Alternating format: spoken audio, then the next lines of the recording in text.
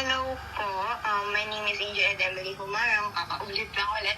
So, ako po, may experience naman na po ako sa creative since part ako ng creatives or the publicity committee namin sa block namin. So, isa po ako sa pinaka nagde-layout ng mga gagamiting top mats doon.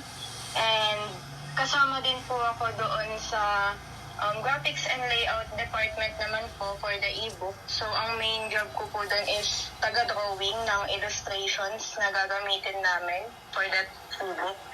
And sa organization naman po, kasama po ako sa Kabataang Orduha. And under po ako ng Matahom Committee, which is kami po yung gumagawa ng mga PubMat materials, mga certificates na gagamitin kapag may events.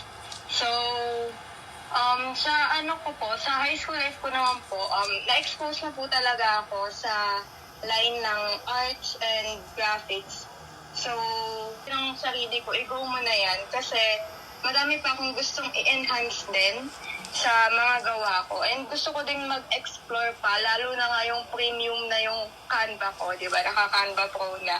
So, gusto ko siyang magamit naman para meron namang katuturan, di ba? Yung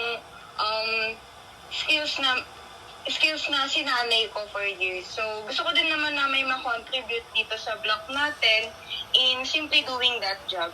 So, ayun lang naman. Thank you po.